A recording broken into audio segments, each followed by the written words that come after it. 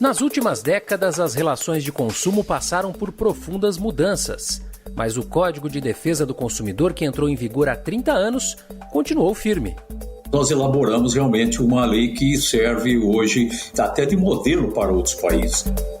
Mudanças e adaptações ocorreram, como a recente lei do superendividamento. O consumidor superendividado, ele está fragilizado economicamente, mas ele também está fragilizado emocionalmente. Muitas vezes ele não sabe nem por onde começar.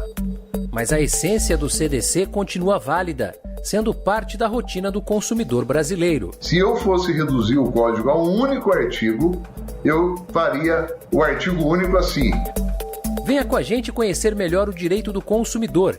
Eu sou Hugo Vecchiato e você está no Pela Ordem, o podcast da OAB São Paulo.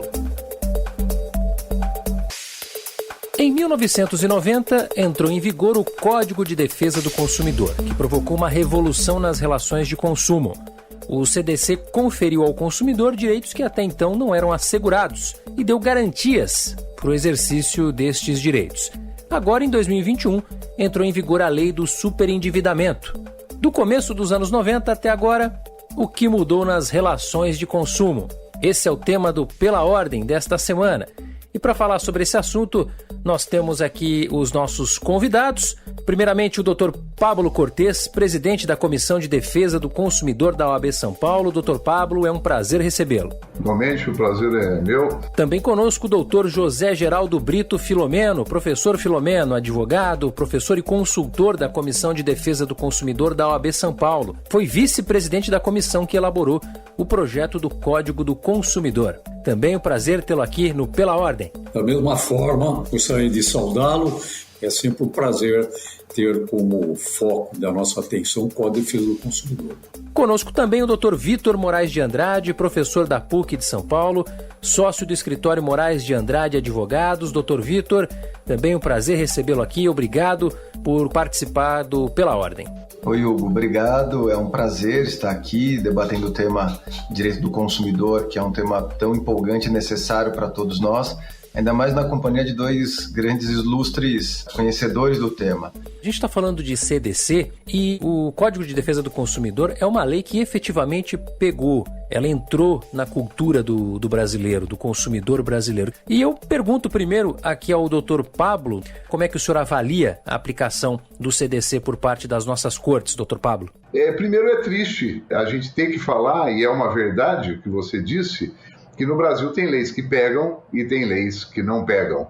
Toda lei não deveria ter que pegar, toda lei é obrigatória, né? São normas que devem ser seguidas. Agora, o sucesso da lei, se a gente pode falar em sucesso de lei, do Código de Defesa do Consumidor, é que não existe nenhum ser humano que não seja consumidor. No que diz respeito à aceitação, à evolução do Código de Defesa do Consumidor, especialmente nos tribunais, o Código de Defesa do Consumidor, como toda norma, ela vai evoluindo, né? Mesmo que ela não evolua no texto, ela evolui através da interpretação que os tribunais dão a essa norma. E, obviamente, o Código de Defesa do Consumidor ele foi sendo interpretado e reinterpretado e abrangendo novos temas, e ele resolve os assuntos de defesa do consumidor, inclusive os atuais. Quando se fala, precisamos de um novo código, porque agora nós temos o cibercomércio, né, o e-commerce. Não necessariamente. A gente pode ter normas que gravitam ao redor do código, mas o código em si atende perfeitamente qualquer situação de consumo. E essas interpretações que os tribunais vêm dando, especialmente os tribunais superiores, vieram enfrentando várias fases. Eu me lembro até de uma ação que a Febraban ingressou querendo que não se aplicasse o Código de Defesa do Consumidor nas relações bancárias, onde evidentemente são mais necessárias, dada a complexidade dessas relações e o fato delas atingirem especialmente aquelas pessoas que muitas vezes têm menos informação e necessita de crédito, como nós estamos vendo agora com esse problema generalizado, por exemplo, dos empréstimos consignados, e que acabamos desaguando na alteração do Código, inserindo um novo capítulo sobre o superendividamento. Professor Filomeno, o senhor tendo participado da comissão de juristas que redigiu o anteprojeto do Código de Defesa do Consumidor. Como é que o senhor enxerga em retrospecto esse cenário todo, aquilo que vocês imaginavam, o que se concretizou?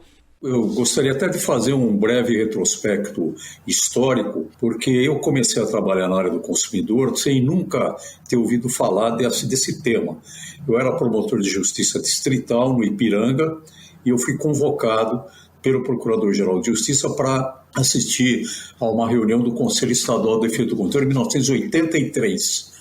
E eu produzi um relatório ao Procurador-Geral. A partir desse relatório eu fui então designado para trabalhar dentro do PROCON. E eu me deparei com a necessidade que houvesse uma legislação específica. O Código do Consumidor, nós não tratamos de reinventar a roda.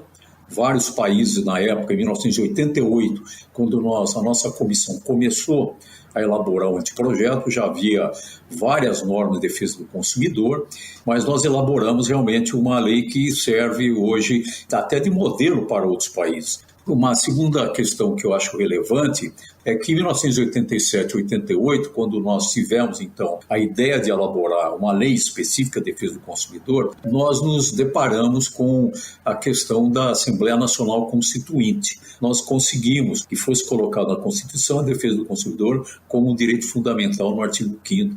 E a nossa comissão, ela demorou nem 5 meses para fazer o esboço, né? É um dos poucos projetos, não apenas uma lei que vocês bem colocaram, que pegou, mas eu diria que também é uma lei que não teve oposição.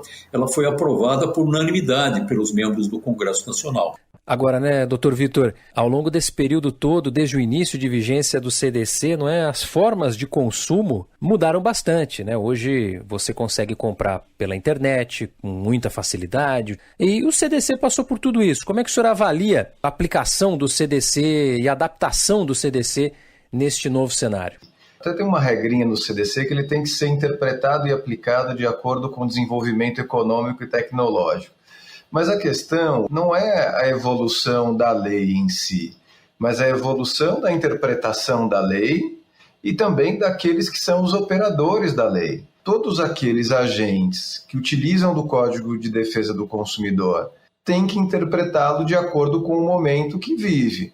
Então, como que eu vou defender um consumidor que no conforto da sua casa compra um produto na China, num site que nem é hospedado no Brasil, se ele tiver algum problema? Eu preciso interpretar situações como essa de novos modelos de negócio também viabilizados por tecnologia para criar um ambiente de proteção daquele que é mais vulnerável. Acho que se a gente ficar em mente que o CDC ele é uma norma que visa proteger o vulnerável, a gente vai entender que sempre que houver essa vulnerabilidade, eu vou precisar de alguém que reequilibre essas forças e, portanto, faça com que o Código de Defesa do Consumidor traga um equilíbrio. Isso é importante para que as empresas tenham essa visão também, no sentido de que o CDC ele é uma norma que ela tem um lado.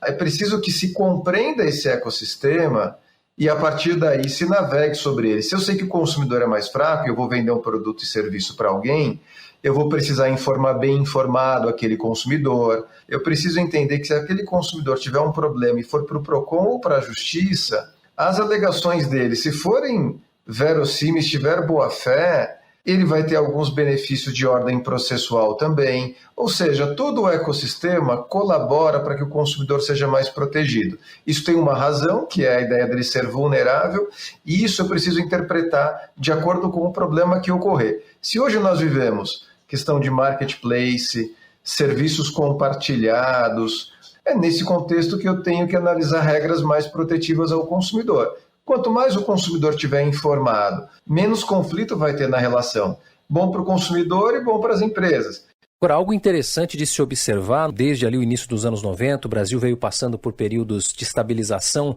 econômica e eu não sei se aí há um paralelo, né, mas nós tivemos agora, recentemente, a entrada em vigor da lei do superendividamento, a lei 14.101, que altera, não é, o Código de Defesa do Consumidor e o Estatuto do Idoso e previne o superendividamento.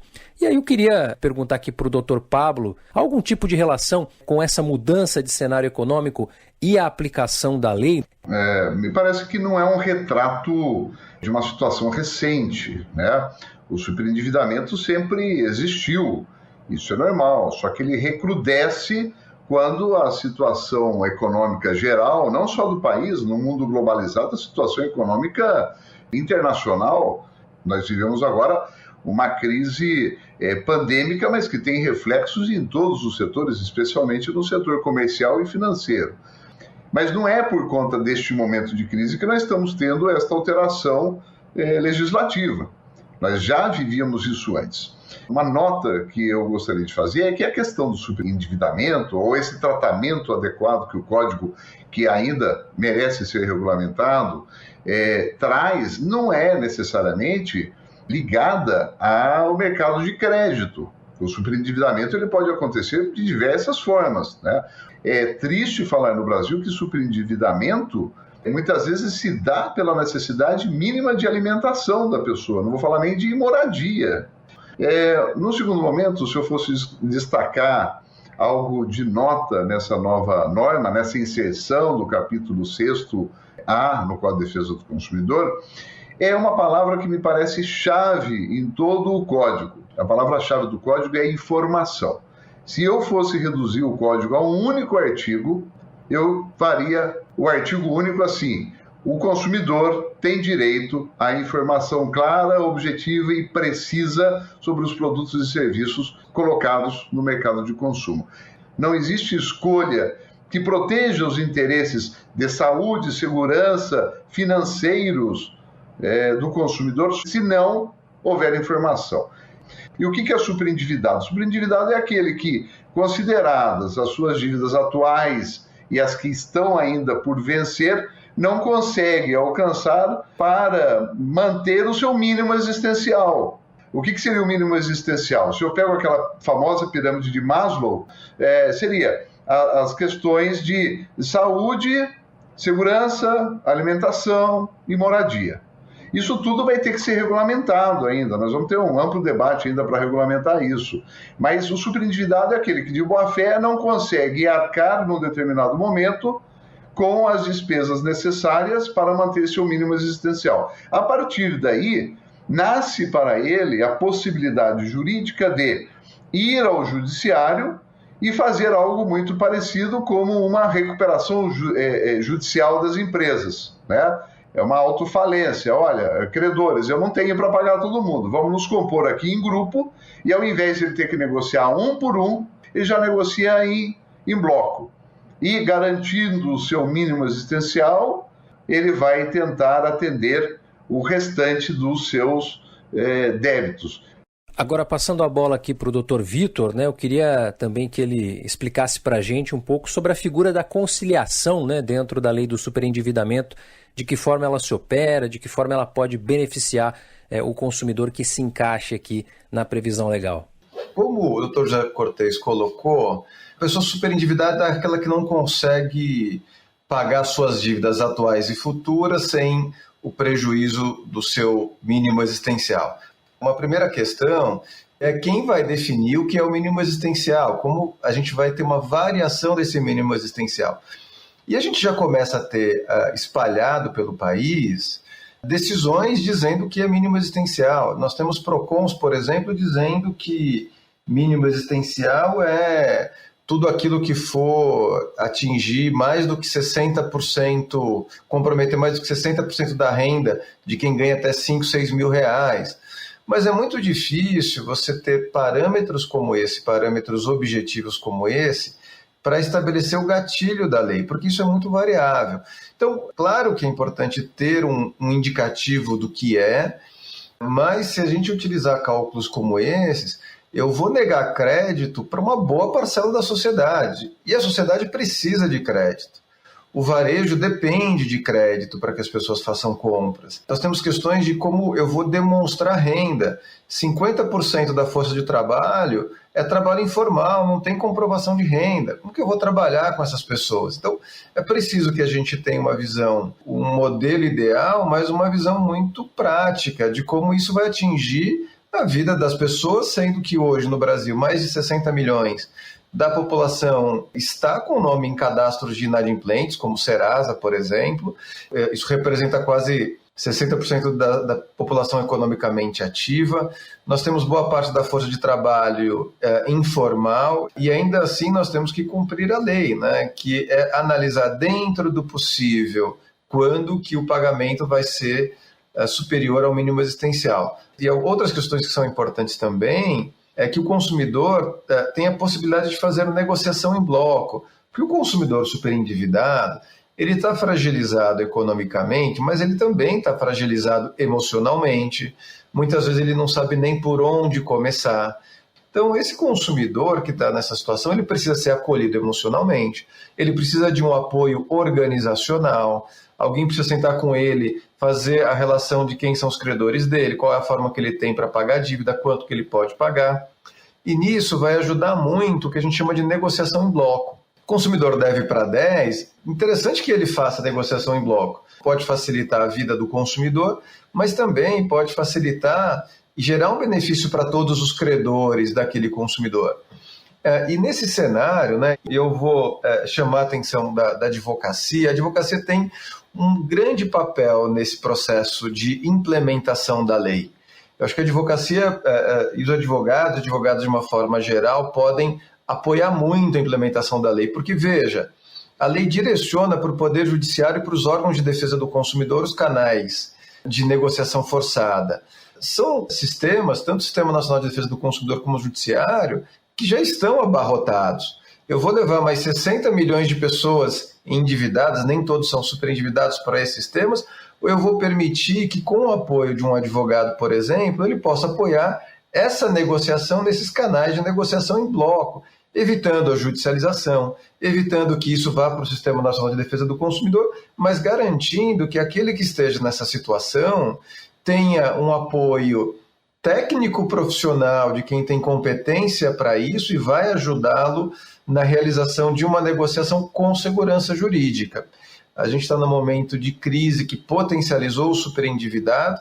A gente não pode onerar os sistemas de justiça e nem o Sistema Nacional de Defesa do Consumidor com essa contingente de demandas. As empresas, é importante que se preparem para isso e que os consumidores endividados, junto com seus advogados, nessa relação com a empresa, possam estabelecer canais de solução desses problemas sem que eu infle as estruturas que já são inchadas, buscando segurança jurídica para resolver esses problemas. O Dr. Vitor, ele propõe algo interessante aqui, uma questão interessante, que é o papel, não é, do advogado, da advogada, na aplicação desta nova lei. E aí eu queria uma avaliação do professor Filomeno a respeito disso, se ele acha também que os advogados, as advogadas terão papéis relevantes para a efetivação dessa norma. Em primeiro lugar, eu fui contra desde o início a essa lei. Eu acho que o Código de Defesa do Consumidor não estaria a merecer qualquer tipo de modificação.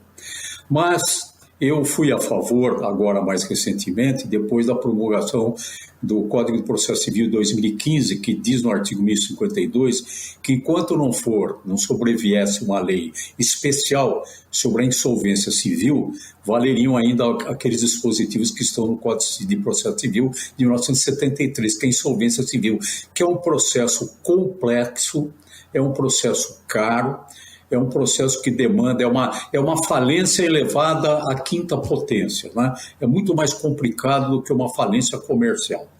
Então, o doutor Vitor está correto. Imagine se o judiciário vai abraçar esses 60 e tantos milhões de superendividados. Bom, mas falando de questões pragmáticas, práticas, nessa primeira questão, nessa primeira fase, vamos chamar assim, haverá uma grande necessidade da participação dos advogados, tanto dos credores quanto o advogado do devedor, para que se sentem à mesa, coloquem no papel, tá, de maneira clara, as dívidas que o cidadão tem, o superendividado, e se faça ali uma proposta de acordo para que, claro, ele não vai conseguir saldar 100% da dívida, senão ele não chamaria os credores para fazerem essa espécie de repactuação dos seus débitos. Se essa tentativa surtir efeito, acabou o processo, ele faz a proposta de pagamento. É claro que sempre haverá aquela questão em suspenso do mínimo existencial, mas então houve a pactuação. Então nós temos duas fases, a fase de conciliação e a fase judicial, quando não há. Agora, a grande vantagem da fase judicial é que o credor, vamos supor que haja 8 credores, 6 aceitaram a proposta feita pelo juiz ou pelo mediador, um advogado lá, por designação do juiz, por exemplo. Foi acertar, mas 2, eu não quero, eu não aceito. Aí o que o devedor pode fazer? Aí ele entra com o processo propriamente dito. O primeiro processo é apenas uma tentativa de conciliação, é um processo de repactuação. Já a segunda fase é processual, e o juiz vai dizer, não senhor, o senhor também é credor e o senhor vai ter que aceitar agora o que eu vou determinar. Então é mais ou menos mandatório o negócio. Então essa é a grande vantagem aqui da lei trazida pela lei 14.181. E finalmente, aquilo que o Dr. Vitor já falou, a competência não se resume ao judiciário, como ele falou. Não seria possível fazer ou submeter ao judiciário, além das 70 milhões de causas que ele já tem, a mais 70 milhões de causas para tratar de superendividamento. Então, a lei fala do artigo 104, letra C, que também há competência concorrente facultativa dos órgãos públicos integrantes do Sistema Nacional de Defesa do Consumidor para a fase de conciliação. Muito bem, encerrando aqui o nosso Pela Ordem, caminho agora às considerações finais, primeiro com o Dr. Pablo Cortes, que é presidente da Comissão de Defesa do Consumidor da OAB São Paulo. Dr. Pablo, suas considerações e aqui o meu agradecimento pela presença do senhor no Pela Ordem. Eu que agradeço, é uma honra participar, ainda mais a presença de tão ilustres colegas. Eu vejo esta questão da seguinte maneira: nós estamos iniciando, acabou de ser promulgado, acabou de estar aqui inserida no Código de Defesa do Consumidor essa norma. Por enquanto, nós tivemos uma decisão, está começando a aparecer algumas decisões esporádicas do Judiciário, uma lá de Goiás, que tratou de uma questão bancária e de superendividamento, mas prevejo que, a partir do ano que vem, com essa divulgação que está sendo feita pela imprensa, com os consumidores tomando ciência desses direitos, dessas possibilidades, nós começaremos a ter aí uma verdadeira avalanche de procedimentos. E aí, na prática, que nós vamos dirimir como nós iremos resolver uma questão até de administração da justiça para esses casos. Acho que a saída acabará sendo um esforço coletivo judiciário, talvez até com criações de varas especializadas em superendividamento, para que a gente possa padronizar esses procedimentos, facilitar para os juízes que terão que pensar só naquele tipo de processo. E a segunda é o que a lei prevê, essa competência concorrente na fase prévia, preventiva, na fase conciliatória, dos órgãos que integram o Sistema Nacional de Defesa do Consumidor, PROCONs, Ministério Público, Defensoria Pública, as entidades civis de defesa do consumidor. Nós vamos até avaliar, talvez a gente faça até uma reunião, professor Filomeno, como é que a Ordem poderia colaborar nesse grande esforço. Nós teremos um grande esforço pela próxima década aí para a gente tentar diminuir. Agora, absolutamente nada disso vai resolver, vai ser enxugar gelo, se a gente não partir para a educação do consumidor. E a nova norma fala em educação financeira. Eu não acredito só na educação financeira, nós temos que ter uma educação para o consumo. Não é só a questão financeira do consumo, mas a questão do consumo como um todo, de consumo consciente, de consumo refletido, de consumo sustentável. E quando digo educar o consumidor, não falo em educação jurídica do consumidor, mas educação desde o mais mínimo. Esse produto tem qualidade? Como é que eu avalio a qualidade de um produto? Como é que eu avalio se esse produto atende os meus interesses? Então, me parece que essa prática, a dimensão do que nós iremos enfrentar para resolver esse problema do superendividamento. A partir do ano que vem, nós começaremos a ter uma boa noção. Também agradeço e abro aqui para as considerações finais do Dr. José Geraldo Brito Filomeno, advogado, professor e consultor da Comissão de Defesa do Consumidor da OAB São Paulo, ele que foi vice-presidente da comissão que elaborou o projeto do Código de Defesa do Consumidor. Em primeiro lugar, eu agradeço as gentis palavras do nosso presidente da comissão e, claro, vamos trabalhar sim para que a gente possa colaborar de alguma forma com a OAB, né, e com os demais operadores do direito. E dizer uma coisa, o Ministério Público, eu fui promotor, procurador de justiça durante mais de 30 anos, nós sempre tivemos a tradição de atendimento público. E no interior, principalmente, faz fila para falar com o promotor de justiça. E só que as questões são, por exemplo, de família. Então, nós atendíamos ao público. Aquilo que a gente tinha legitimidade para fazer, alimentos para menores, por exemplo, a gente fazia, entrava com ação acidentária do trabalho, reclamação trabalhista, etc. Mas a gente era mediador de conflitos. Então, eu vejo que, dentre os operadores de direito, como disse o Dr. Pablo, está lá o Ministério Público. Então, eu antevejo também a colaboração do Ministério Público nessa área do superendividamento, não é? Eu agradeço a atenção que me foi dispensada, agradeço a atenção de todos e fico sempre à disposição para nós tratarmos desses assuntos. Muito obrigado. Tivemos também a presença do Dr. Vitor Moraes de Andrade, professor da PUC de São Paulo, sócio do escritório Moraes de Andrade Advogados. Muito obrigado pela participação aqui no Pela Ordem, doutor. Eu gostaria de agradecer a oportunidade de participar desse podcast, uma honra. E como recado, né, nesse momento importante da implementação da lei do superendividamento, tão importante para consumidores, empresas e sociedade, é que a lei seja implementada e aplicada com muita ponderação, com apoio dos profissionais que possam trazer segurança jurídica à lei, dentro de caminhos que sejam oferecidos de conciliação, que as empresas implementem e disponibilizem os canais de tratamento dessas demandas e que, claro, em último caso, o Judiciário e os PROCON, o Sistema Nacional de Defesa do Consumidor, possam acolher. Então, meu muito obrigado e um abraço a todos que estiverem nos ouvindo. Até uma próxima. Muito bem, muito obrigado aos nossos convidados e também a você, ouvinte, que nos acompanha aqui no Pela Ordem. Não perca nosso próximo episódio, vamos falar de direitos autorais. Teremos convidados muito especiais para tratar a respeito desse tema. Vamos falar de música, o impacto das plataformas digitais como Twitch, YouTube nesse cenário. Falaremos também de cinema, casos recentes e de repercussão, biografias também, diversos assuntos nós vamos tratar aqui no próximo episódio. Então você já sabe, siga o Pela Ordem aí no seu tocador de podcasts favorito para receber a notificação assim que o episódio for publicado. Acompanhe também os nossos perfis nas redes sociais e o Jornal da Advocacia para ficar por dentro de tudo o que acontece na OAB São Paulo. Todos os links estão aí na descrição do podcast. Pela Ordem é uma realização da Quero Ouvir Podcasts para a OAB São Paulo, a produção é da Jéssica Bernardo, a finalização é de Ogart Santos e a apresentação é minha, Hugo Vecchiato. Até o nosso próximo episódio, sempre às quartas-feiras. Grande abraço!